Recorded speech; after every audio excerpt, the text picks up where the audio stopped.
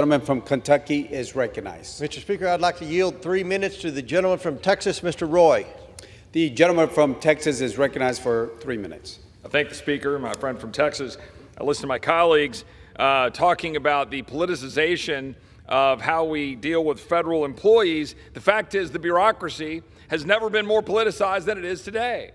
This bill is the Federal Bureaucrat Protection Act. That's what this is. Let's be 100% clear. This is about leftists in this body wanting to protect the entrenched leftists in the bureaucracy, undermining the will of the American people every single day. That's what it's about. We don't want to allow the people who are running the agencies to go in and fire people who are either not doing their job, completely violating their ethics at the desk, or frankly, are going right against the law or the will of the American people. Look no further than the Department of Homeland Security, which is turning a blind eye to our border. Look no further than an FBI that's targeting parents for daring to challenge school boards.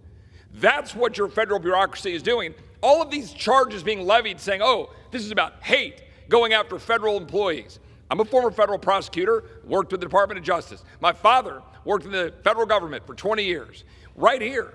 But I know why the gentleman, my friend Mr. Beyer, was here, because the richest counties in America are right here in Fairfax, Loudoun County, Montgomery County, feeding right off of the back of the beast that is the federal government, the bureaucrats that are stepping over the will of the American people.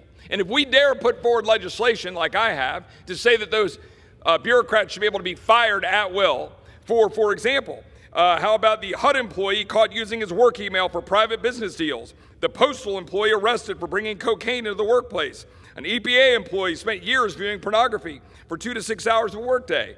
But the fact is, only 25% of federal supervisors felt they could successfully remove an employee, while 78% reported that previous efforts to remove the employee had no effect. Only 3% of whistleblower complaints are substantiated. 175 of 16,000 discrimination complaints were substantiated in 2019. My colleagues on the other side of the aisle want to preserve an entrenched bureaucracy to step over the will of the people so that this town can decide the well-being of the American people.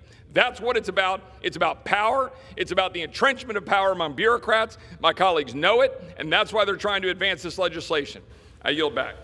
Gentleman from Texas yields back.